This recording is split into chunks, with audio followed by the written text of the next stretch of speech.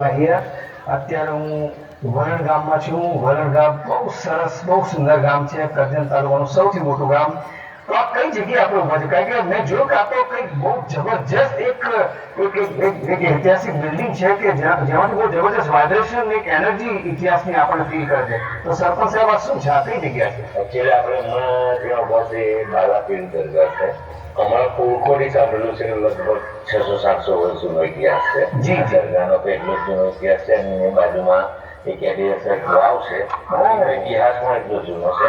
ઇમ્તિયાઝ સાહેબ, આજે સરપંચ શ્રી કહ્યું કે આ બાલાપીરની દરગાહ છે અને એની બાજુમાં વાવ છે. હવે દરગાહ શબ્દ તો કોમન છે કે લગભગ મોટા ભાગના આપણા લોકોને ખ્યાલ છે કે ત્યાં કોઈ બુઝુર્ગ, કોઈ સૂફી સંત જે વર્ષો પહેલા ગામમાં આવ્યા હશે, રમેશ સાહેબ, એમને ખિદમત કરી હશે. To understand that word, વાવ, વાવ શબ્દ શું છે?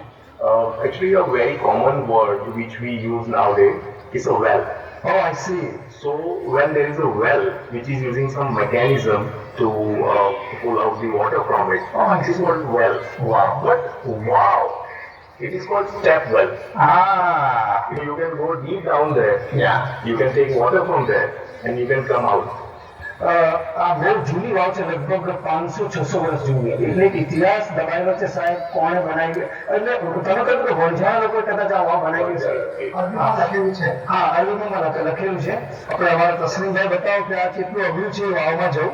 અત્યારે વલણ ગામમાં અમે ઐતિહાસિક જગાની મુલાકાત લઈ રહ્યા છે. આ જો વાવની શરૂઆત અહીંયાથી થાય છે અને આ સ્ટેપ બાય સ્ટેપ નીચે આપણે વાવમાં એન્ટર થઈ રહ્યા છે. જે રીતે આપણે ચર્ચા કરી કે આ step well છે.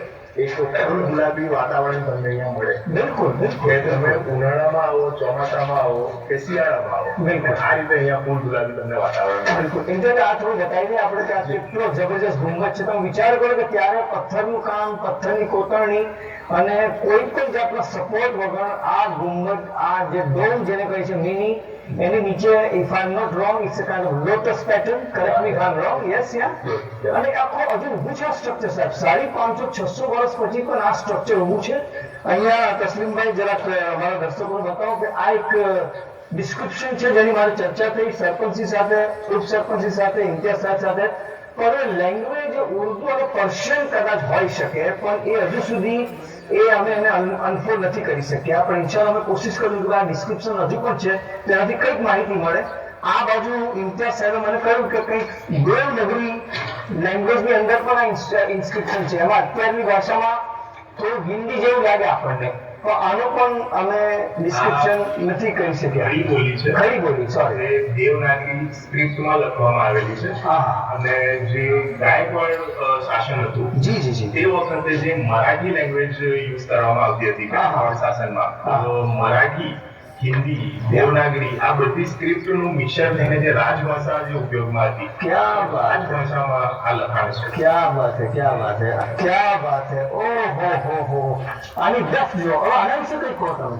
આ જે છે વાવનું સ્ટ્રક્ચર, હવે આપણે જેમ જોયું કે આપણે પાણી માટે ઊંડાણમાં જવું પડે. હાજી. હવે ઊંડાણમાં તમારે ઉતરવું હોય તો એક થિયરી છે કે તમારે જેટલા ઊંડાણમાં ઉતરવું હોય એટલું તમારે લાંબેથી શરૂ કરવું પડે, નહીંતર તમે નીચે ના ઉતરી શકો.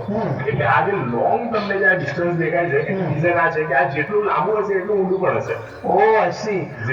આ જે સ્ટ્રક્ચર છે એમાં સોલિડ, મતલબ કે રેડ સ્ટોન મને લાગે છે. બિલકુલ. અને એને સપોર્ટ પણ બહુ નાઇસલી દરેક પિલરે ત્યાં આગળ જતા જતા આપેલો. બરાબર છે. એકચ્યુઅલમાં સેન્ડસ્ટોન છે. હા. જે રેડ સ્ટોનની જેમ દેખાય. Yes yes yes. સેન્ડસ્ટોનની ખાસિયત એ છે કે એ પાણીમાં જેમ તેમ પીગળતા નથી. ઓકે. બીજું કે વજનમાં બહુ હલકા હોય. ક્યાં વાત છે, ક્યાં વાત છે. એટલે એ સેન્ડસ્ટોન નો ઉપયોગ કરીને આ કામગીરી કરવામાં આવી છે. હવે વાવની અંદર આપણે જે વખતે પ્રવેશ કરીએ એનો જે પ્રવેશ દ્વાર છે એ પ્રવેશ દ્વાર છે અને નીચે જે છે એનો કૂવો છે. ઓહ, આઈ સી. જી. અને આ કૂવા સુધી જવા માટેનો જે આ મધ્યાંતર એનો રસ્તો.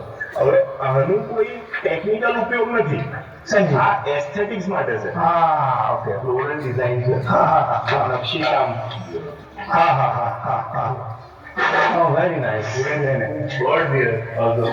સાહેબ, ગજબ. આ તમે જુઓ તો ખરા કે ફર્સ્ટ ફ્લોર, સેકન્ડ ફ્લોર અને ત્યાં ઉપર પણ એક મેઇન ગુંબજ મને દેખાય છે. તસલીમ, આવો કોઈ ગુંબજ બતાવો આપણા વ્યુઅર્સને. હા, આ પણ બતાવો.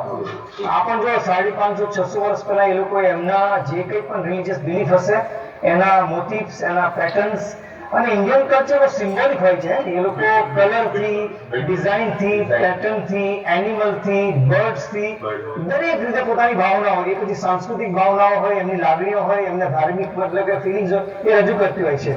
The West team very proud to present you one of the greatest legacy of Valangam, Balapir Dargah and Wow, along with Farooqbhai, our CEO, founder and head, and Sadabai studio એકવાર manager. જોરદાર તાળીઓ ગણગણાટથી આપણે આપણું ભાવને વધાવી લઈશું. ખરેખર આ એક એવું ઐતિહાસિક સ્થળ છે, આ એક એવી ઐતિહાસિક જગ્યા છે કે આપણે જ્યાં જઈએ ત્યાં ગર્વથી કહી શકીએ કે અમારા પાસે 650 વર્ષ જૂની વાવ છે. કોઈ દિવસ જોવા આવજો.